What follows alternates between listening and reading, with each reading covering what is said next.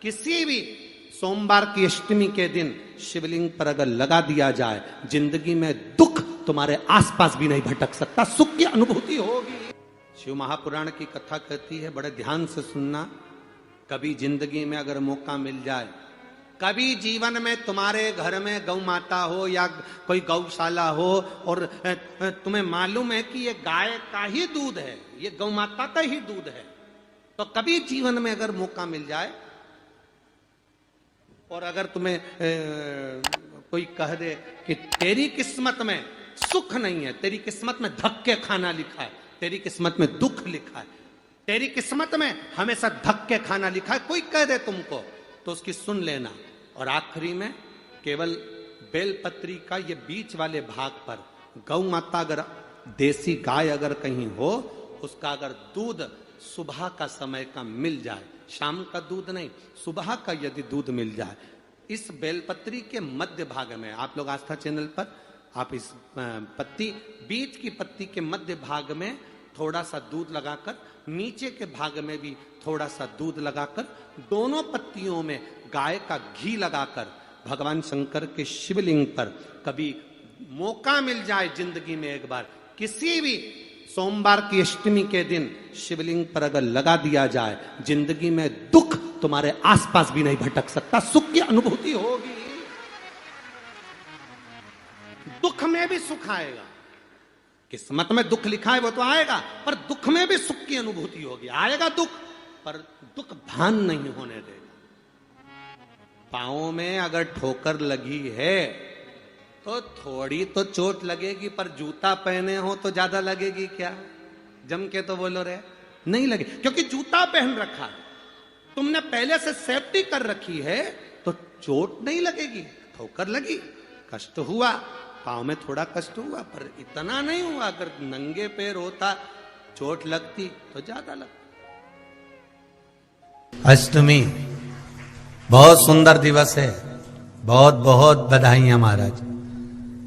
सोमवार की अष्टमी का मतलब आपको इंदौर की कथा में बताया था, जिस दिन शंकर और पार्वती के मिलन का दिवस हो, और केवल एक माता पार्वती के अकेले मिलन का नहीं, 64 योगनिया तक भगवान शंकर से मिलने के लिए आती है।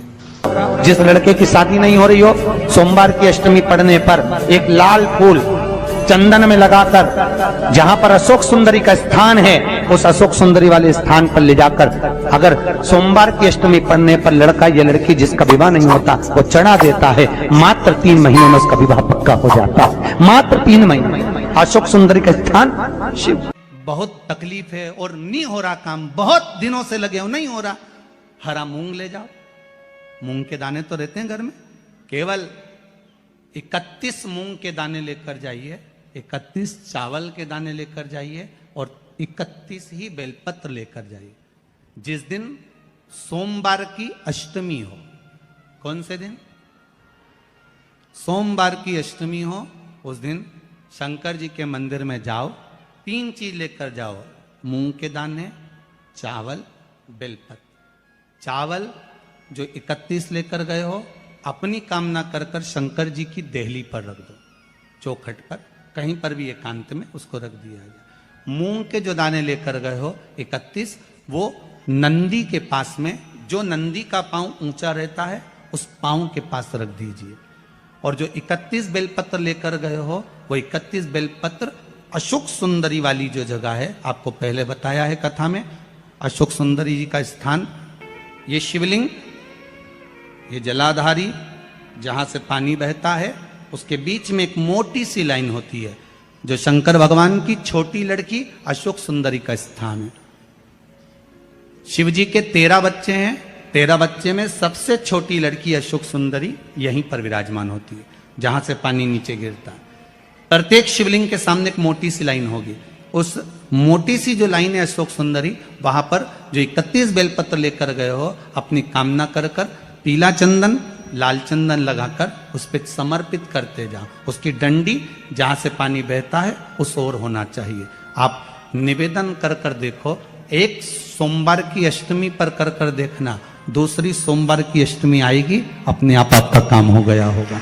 बाबा से निवेदन तो करो, क्यों भटक रहे? एक मात्र शिव मंदिर में झाड़ू लगा रही हैं अहिल्याबाई। साधारण सा भाव है, केवल एक झाड़ू।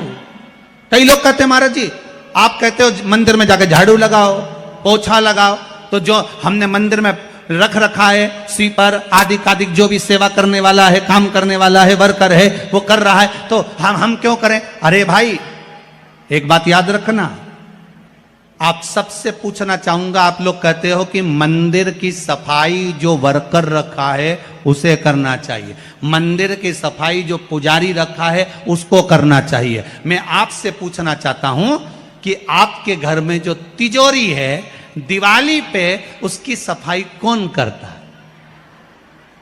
नौकर करता है? अरे बोलते तो जाओ। नौकर करेगा? नहीं। वर्कर करेगा? नहीं। स्वीपर करेगा? नहीं। तिजोरी की सफाई कोई दूसरा नहीं करता, तिजोरी की सफाई हमें करना होती है। उसी तरह मंदिर की सफाई ना पुजारी करे ना कोई वर्कर करे, जो दर्शन करने जाए वो करे, क्योंकि ये तिजोरी है हमारी, ये तिजोरी है हमारी, यहां से हमें मिलता है, ये मेरा देव अधिदेव महादेव देता है।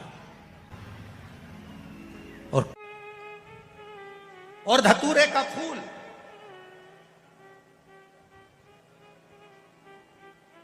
कांटे वाला धतूरा और उसमें लगने वाला एक पुष्प, आस्था चैनल पर आप लोग देख रहे होंगे धतूरे के फूल का दर्शन।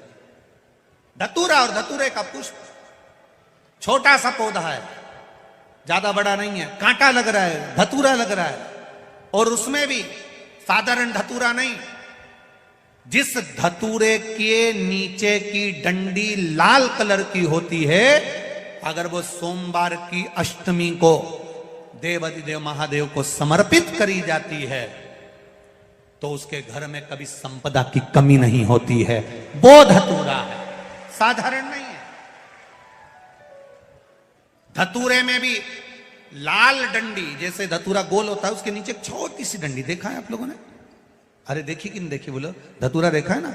धतूरे के अंदर एक नीचे छोटी सी डंडी होती है, जब तोड़ोगे तो वो डंडी का कलर अगर लाल है, वो डंडी का कलर अगर लाल है, और कभी हम तो कहेंगे जैसे बड़ी बीमारी जिसको हो जाती है, लीवर किडनी कैंसर आदि आदि बड़ी बीमारियों से जो जूझ रहा होता है, प्रयास करो, प्रयास महामृत्युंजय का जाप कर कर, महामृत्युंजय का स्मरण कर कर, एक लाल डंडी का धतूरा प्रयास करना, एक धतूरा मिल जाए या 5 धतूरे मिल जाए किसी भी एकांतेश्वर महादेव पर, जो शिव मंदिर एकांत में हो, जहां कोई जाता आता नहीं हो।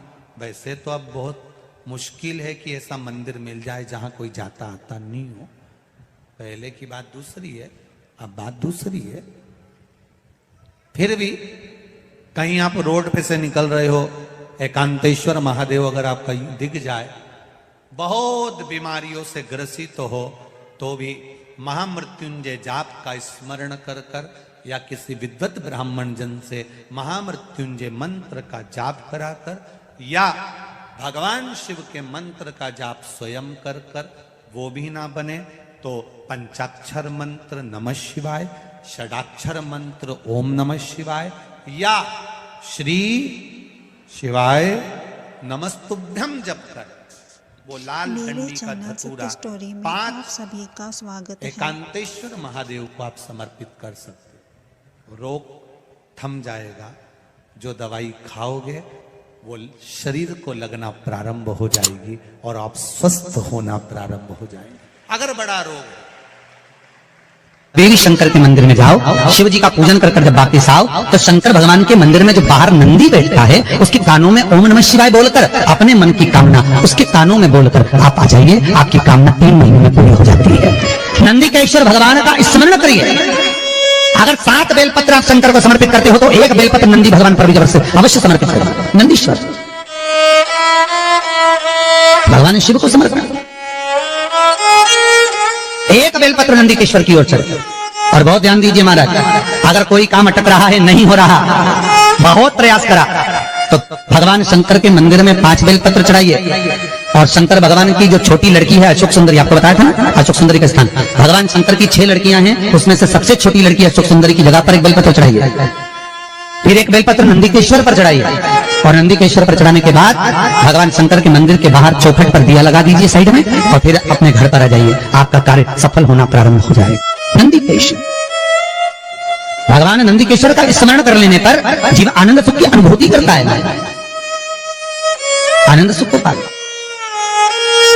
भगवान नंदीकेश्वर का पूरी दुनिया में केवल एक केदारनाथ ही एक ऐसा है जहां पर ओम कुंड विराजमान है। कौन सा कुंड है वहां पर? ओम कुंड। जो बच्चा हकलाता है, तोतला बोलता है या गूंगा होता है, जिसकी वाणी नहीं होती, वो अगर ओम कुंड पर जाकर ओम बोलने का प्रयास करता है तो जितनी देर तक उसके मुंह से घुन्न की आवाज निकलती है उतनी देर तक ओम कुंड में से पानी का बुलबुला निकलता रहता है। और 7 या 8 बार बोलने से व्यक्ति हकलाना छोड़ देता है तो